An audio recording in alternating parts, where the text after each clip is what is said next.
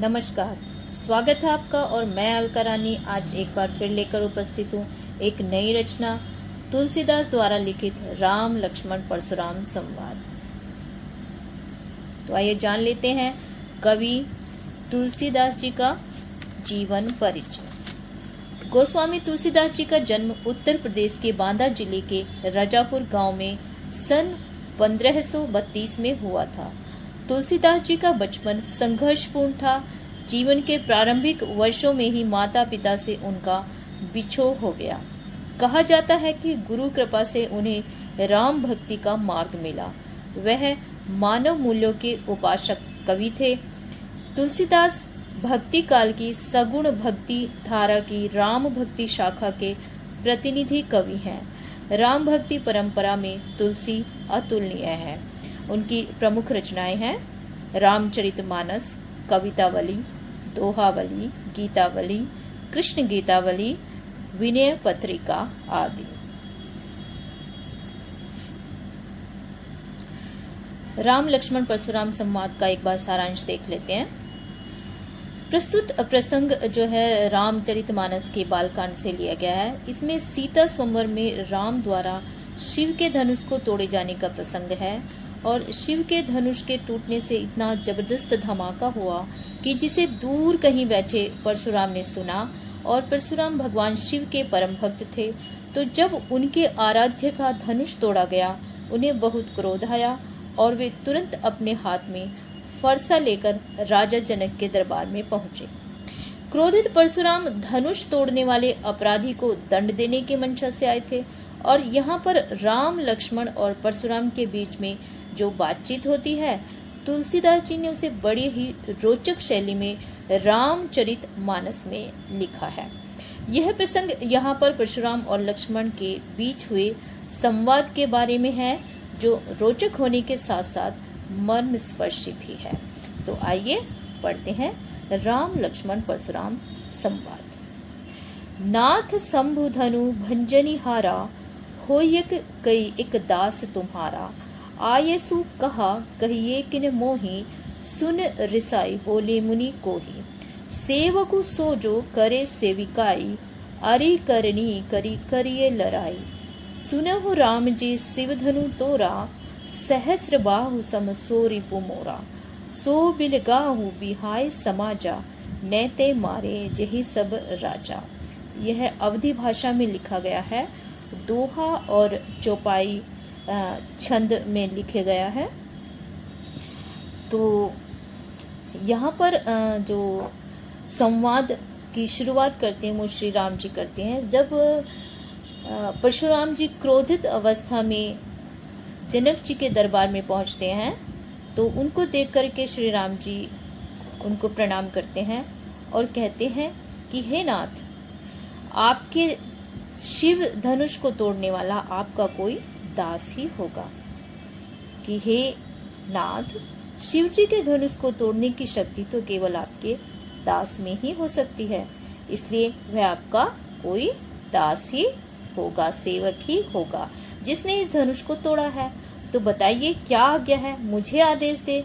यह सुनकर परशुराम जी और भी क्रोधित हो जाते हैं और कहते हैं कि सेवक वही हो सकता है जो सेवकों जैसा काम करे। यह धनुष तोड़कर उसने तो शत्रुता का काम किया है और इसका परिणाम युद्ध ही है। जिसने इस धनुष को तोड़कर मुझे युद्ध के लिए ललकारा है वह मेरे सामने आए, वरना तो सभी जो राजा यहाँ पर उपस्थित है उन सभी राजाओं को अपनी जान से हाथ धोना पड़ सकता है। आगे बढ़ते हैं।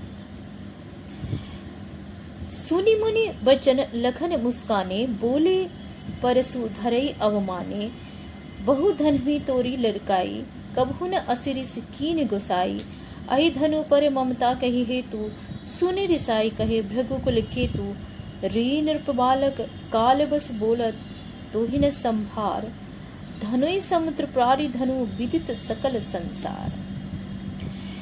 तो परशुराम जी के वचन सुनकर लक्ष्मण जी मुस्कुराए और उनका अपमान करते हुए बोले कि बचपन में तो हमने ऐसे बहुत सी धनुएं तोड़ डाली, किंतु आपने ऐसा क्रोध कभी नहीं किया। इसी धनुष पर इतनी ममता किस कारण से है? तो ऐसा सुनकर भगवान की ध्वजा स्वरूप परशुराम जी क्रोधित होकर कहने लगे, अरे राजा के पुत्र, कालवश होकर तुझे कुछ भी बोले जा रहा है? तुझे होश नहीं है? सारे संसार में विख्यात शिव जी के धनुष को धनुष के समान कह रहा है। लखन कहा हंसी हमरे जाना, सुनहु देव सब धनुष समाना, काछति लाभ जून धनु तोरे, देखी राम नयन के भोरे। छुअत टूट रघुपति हिन दोसु, मुनि बिनु काज करहु कतरोसु। बोली चितई परसु की औरा, रेसट सुनऊ सुभावन मोरा। बाल को बोली बंधव नहीं तू ही, केवल मुनि जड़ जाने ही मोही। बाल ब्रह्मचारी अति कोही, विश्व विदित क्षत्रिय कुल द्रोही। भुजबल भूमि भूप बिनु कीन्ही, विपुल बार मही देवहि दीन्ही।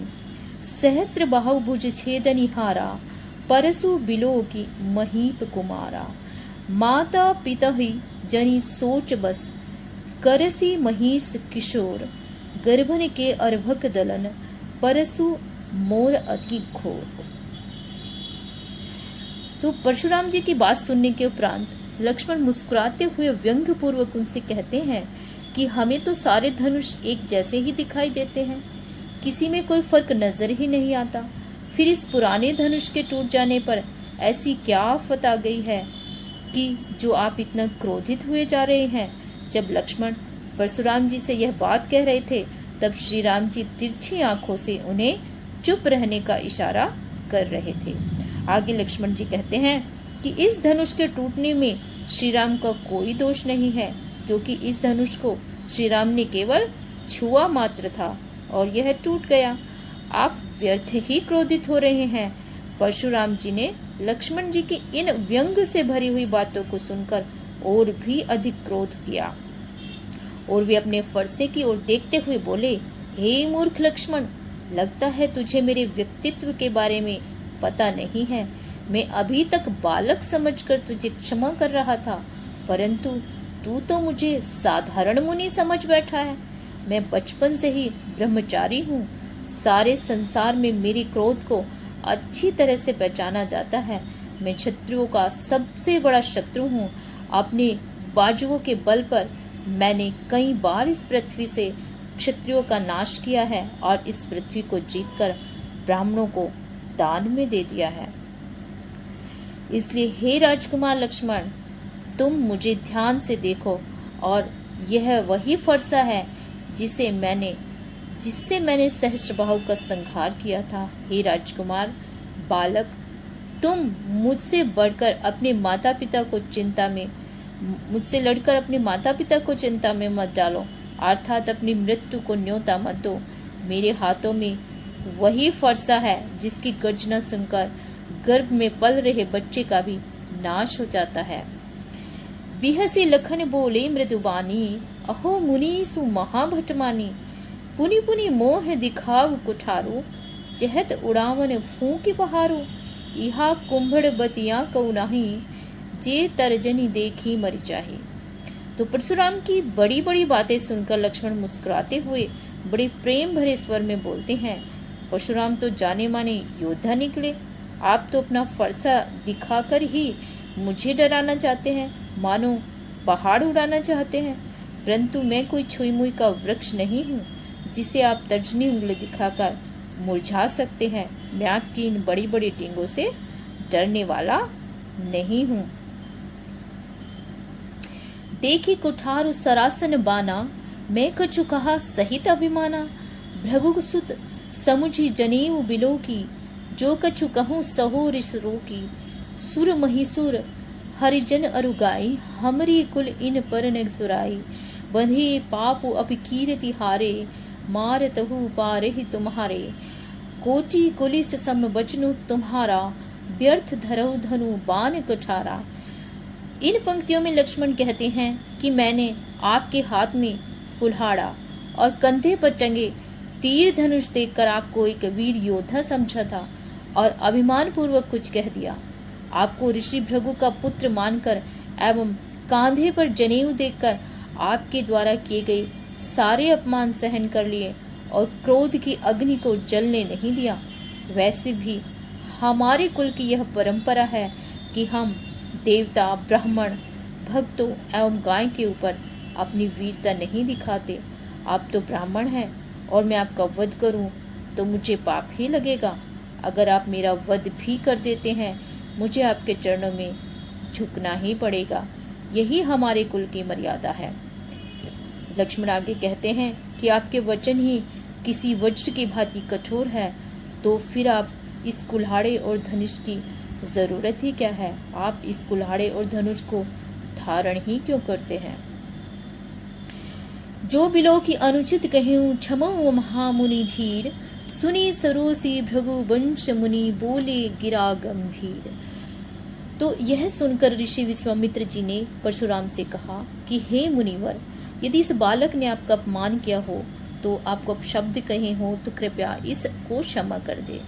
तो जब ऋषि विश्वामित्र जी ने, जिनके साथ राम और लक्ष्मण जनक के दरबार में आए थे, देखा कि परशुराम जी का क्रोध बढ़ता ही जा रहा है, तो उनके क्रोध को थोड़ा शांत करने के लिए, परशुराम जी को समझाने के लिए ये शब्द कहे। तो अब विश्वामित्र जी जो है ने परशुराम को समझा दिया। तो परशुराम जी क्या कहते हैं कि कौशिक सुनहु मंद यहु बालक, कुटिल काल बस निज कुल घालको, भानु वंश राकेश कलंको, निपट निरंकुश अबुध अशंको, काल कव लेलु होई छन माही, कहो पुकारी खोरी मोहि नाही, तुम हट कहूँ जो चाहु उबारा, कहे प्रताप बोल रोष हमारा। तो विश्वामित्र की बातें सुनकर परशुराम कहते हैं कि हे विश्वामित्र, यह बालक बहुत ही मंद बुद्धि वाला और मूर्ख एवं उद्दंड है, जिसके कारण यह अपने ही कुल का नाश कर बैठेगा। इसे सत्य का ज्ञान नहीं है। यह चंद्रमा में लगे दाग की तरह अपने कुल के लिए एक कलंक के समान है और इसको काल ने घेर रखा है। मैं चाहूँ तो क्षण भर में इसका अंत कर सकता हूँ, परंतु फिर भी तुम मुझे दोष मत देना। अगर तुम इस बालक के सही सलामत देखना चाहते हो, तो मेरे प्रताप, बल और क्रोध के बारे में बतलाकर इसे समझाओ एवं शांत करो। लखन केहू मुनि सुजस तुम्हारा, तुम ही अक्षत को बरने पारा, अपने मुँह तुम आपनी करनी, बार अनेक भांति बहु वरनी, नहीं संतोष ते पुनि कछु कहूँ, जनरी से द्रोही दुसव दुख सहूँ, वीर व्रति तुम धीर अछोबा, गारी देत न पाओ शोभा। तो प्रस्तुत पंक्तियों में परशुराम की बातें सुनकर लक्ष्मण कहते हैं कि हे मुनिवर, आप अपनी वीरता का बखान करते हुए थक नहीं रहे हो। आपने कई प्रकार से अपनी वीरता के बारे में बतलाया। आपके बल और साहस के बारे में आपसे अच्छा भला कौन बता सकता है। अगर इतने से भी आपका मन न भरा हो, तो क्रोध सहन कर अपने मन को पीड़ा न दे, अपितु फिर से अपनी वीरता का बखान कर ले। आप एक वीर पुरुष हैं, जिनमें धैर्य और क्षमा व्याप्त है। आपके मुंह से अपशब्द शोभा नहीं देते। सूर समर करनी करही जनावहि आपू, विद्यमान रन पाय रिपु, कायर कथहि प्रतापू। तो इन पंक्तियों में लक्ष्मण कहते हैं कि सूरवीर युद्ध में अपनी शूरवीरता का प्रदर्शन करते हैं। वह अपने मुंह या मिट्ठू नहीं बनते, अर्थात स्वयं के मुख से स्वयं की प्रशंसा नहीं करते और रणभूमि में अपने शत्रु को सामने पाकर कायरों की भांति बातों में व्यर्थ समय नहीं बिताते, अपितु युद्ध करके अपनी वीरता का परिचय देते हैं। तो इस कविता में हम कविता का यही भाग लेंगे। बाकी का भाग हम अगले वीडियो में पूरा करेंगे। ये पाठ काफ़ी लेंदी होने की वजह से हमने इस पाठ को 2 भागों में डिवाइड किया हुआ है। तो एक भाग यहीं तक रहेगा और बाकी दूसरे भाग में हम मिलते हैं। तब तक आप इसे, आशा है आपको ये कविता पसंद आई होगी। यदि वीडियो पसंद आई हो तो लाइक करना, चैनल को सब्सक्राइब करना और बेल आइकन को दबाना मत भूलिएगा। आप अपने कमेंट हमें कमेंट बॉक्स में लिखकर भेज सकते हैं। थैंक यू फॉर वॉचिंग और मैं मिलती हूँ आपको